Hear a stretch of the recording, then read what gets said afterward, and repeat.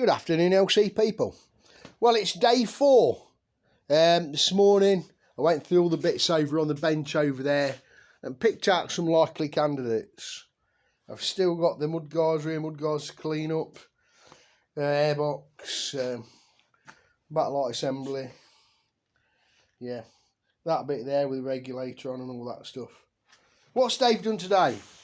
I've completely rebuilt that shock. I've cleaned him up.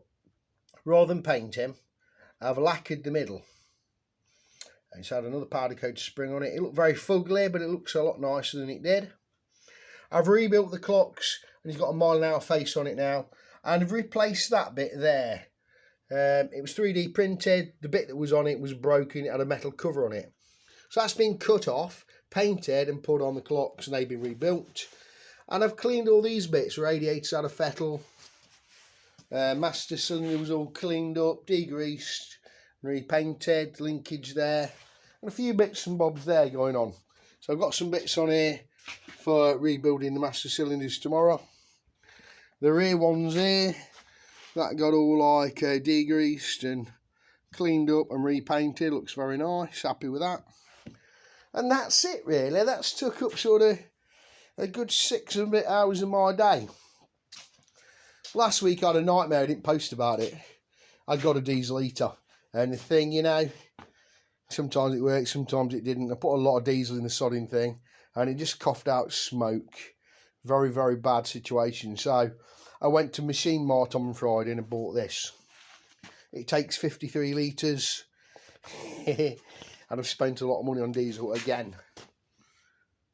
But I can't work in the freezing conditions here. When I have to paint, as you guys probably know, you got to have a decent temperature going on, and I'll just sick of freezing my ass off. So I bought that little darling. I think a new one, that one's a pre-loved one. I think the new one's 450 to 500 quid. But anyway, that's another story. So yeah, that's what Dave's been about today. Like I say, I'll finish these bits off tomorrow. And I've got the loom to repair there. There's a fuse, obviously, you know this story with them. I do them all the time. That's it. I can't really tell you anymore. I've been painting and fettling and cleaning. And it's just the fiddly bits, you know. They take time, don't they? You can't just rush through it. You just have to, you know, sometimes paint doesn't react the way you want. And I've had it a little bit with that bit on the clock cover. Oh, crikey. I don't know what the 3D printed are made out of, but it reacted. There was no grease, no grime, no crap on it. And I had to go through it a few times before I was happy that it was good enough to screw onto the clocks. It's bolted on with 2 nuts and bolts, but it looks tidy, it looks pucker. Very happy about that. And that's it, folks. So I'll clean up them other bits, probably go through some brake bits and some pistons and a few bits and bobs. When it all comes back, I've got the water pump and oil pump to redo, and the bits and pieces on the clutch cover.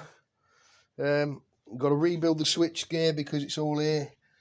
I did send those last week. I got the new decals. Just go through the bits that's left really, the carbs and a few bits. And then really it's waiting for the frame. Once the frame hits, Dave can go bang, bang, bang, bang, bang, bang, bang and assemble. And that's my process, as you know. Strip send, clean fettle paint, and wait for the goodies to arrive. Anyway, folks, hope you're enjoying the progress on this. I think the guy will be very happy when he starts to see it all come back together. It shouldn't be too long. Hopefully by the end of the week he'll have the frame. Anyway, folks, keep watching the journey. Thanks for watching. Dilly dilly.